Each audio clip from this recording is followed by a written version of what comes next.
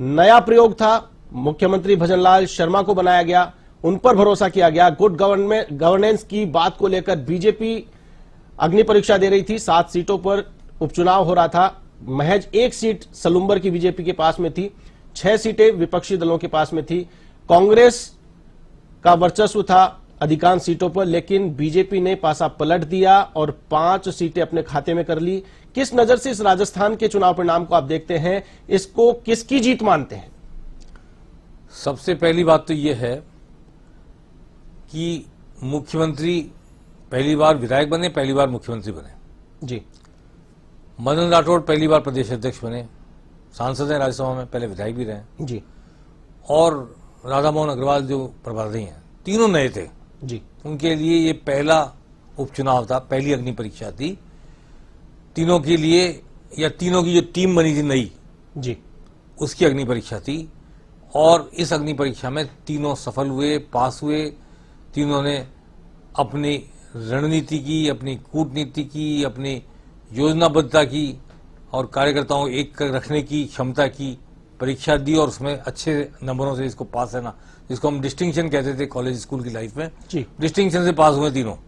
जी। इसलिए भजनलाल शर्मा, मदन राठौड़ और राधा मोहन अग्रवाल तीनों के लिए आज ये खुशी का अवसर है। जी। और बधाई स्वीकार कर रहे हैं तीनों इस विजय की, बीजेपी कार्यकर्ताओं की, खास तौर पे इसलिए कि उनके पास केवल एक सलूम्बर सीट थी। जी। उस पर भी वो मानते थे कि पत्नी को टिकट दिया दिवंगत विधायक की तो एक सहानुभूति कार्ड चलेगा। जी। बाकी जगह कांग्रेस का गढ़ था रामगढ़, जी। कांग्रेस का गढ़ था झुंझुनू। और सांसद दौसा के भी कांग्रेस के थे जो विधायक थे पहले, इनकी सीट खाली हुई। देवली के भी विधायक थे जो सांसद बने, उनकी सीट खाली हुई। तो कांग्रेस के पास ये 4 सीटें थी, झुंझुनू, रामगढ़, दौसा और देवली उनियारा। जी। 1 सीट हनुमान बेनीवाल जो सांसद बन गए नागौर से। जी। रालोपा, राष्ट्रीय लोकतांत्रिक पार्टी, उनकी अपनी पार्टी, जी। उसकी सीट थी। उन्होंने इस्तीफा दिया सांसद बनने के बाद, पत्नी को चुनाव लड़ाया। जी। उनके अस्तित्व का सवाल था विधानसभा में, अब उनका अस्तित्व नहीं रहा, साफ हो गया विधानसभा में, केवल अब एक सांसद है वो अकेले लोकसभा में। जी।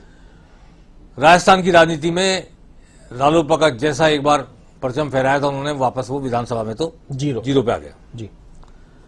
बाप भारतीय आदिवासी पार्टी के पास 84 सीट थी। जी।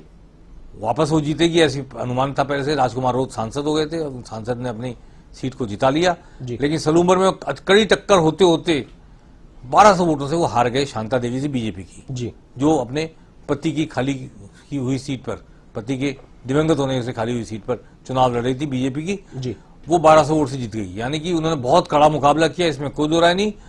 और वहां पर कांग्रेस बहुत पीछे चली गई, रेशमा मीणा जी, क्योंकि उनको रघुवीर मीणा का पूरा साथ नहीं मिला, कांग्रेस डिवाइडेड थी जी। और बाप को बहुत सारे ऐसे लोगों का साथ मिला, आदिवासी पार्टी होने के बावजूद भी, जो सवर्ण वर्ग के लोग थे, नेता थे और वहां पर सामाजिक न्याय के लिए लड़ते सवर्ण वर्गों के लिए, वो भी बाप के साथ थे यहाँ पर जी। इसके बावजूद बीजेपी 1200 वोट से जीत गई। सबसे बड़ा झटका बीजेपी को लगाया वो दौसा में लगाया, जगमोहन मीणा की पराजय का। किरोड़लाल मीणा के सगे भाई, किरोड़लाल मीणा दौसा से सांसद भी रह चुके हैं, वहां से एमएलए भी रह चुके हैं, वहां से वो उनके भतीजे पड़ोस की सीट पे एमएलए हैं महुआ में।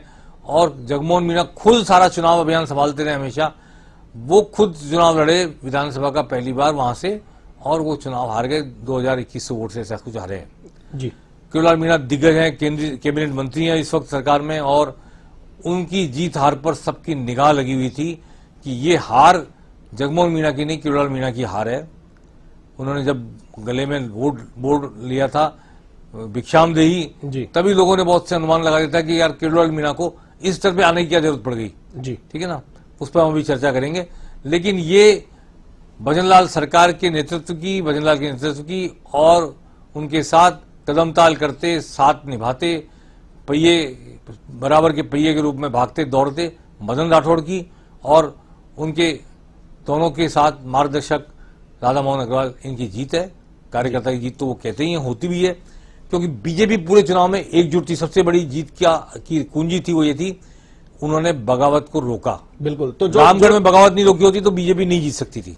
जैसे महाराष्ट्र में इन्होंने नारा दिया, एक है तो सेफ है, तो तो वो यहाँ पर इनका खुद का जो राजस्थान जी, की जी। राजनीति को तो यहाँ भी एक फिट बैठता है कि ये एक रहे तो सेफ रहे, और कांग्रेस में शायद एक नहीं रह पाए, इसी कारण से उनको नुकसान बिल्कुल जी। और वहां पे देखिए सबसे बड़ी बात यह है कि डोटासरा और टेकाराम जोली तो सेकंड रैंक के लीडर हैं। जी फर्स्ट रैंक के लीडर अशोक गहलोत और पायलट हैं। उन्होंने कितनी सी रुचि दिखाई। पायलट जरूर दौसा में रुचि ले रहे थे, पायलट के गए दावे से चुनाव परिणाम आएगा उस दिन देखना, जी तो वो साबित हो गया, क्योंकि वहां का गुजर पूरा दौसा, वहां सांसद रहे, वो उनके फादर सांसद रहे दौसा से, उन्होंने अपना गढ़ बचा के रखा।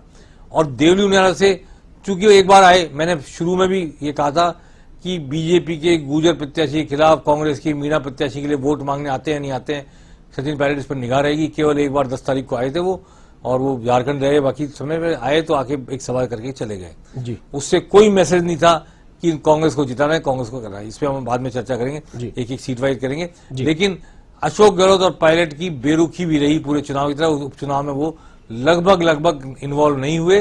जी। गहलोत और पायलट इक्का दुक्का जगह पे गए, अपनी बात कही और चले गए। जी उसमें दौसा सीट जीत के आ गए, जो पायलट के खाते में जाएगी जीत, जी इसमें कोई दो राय नहीं। और बाकी बातें हम जी, एक एक करके बिल्कुल। सीट पे चर्चा करते हैं।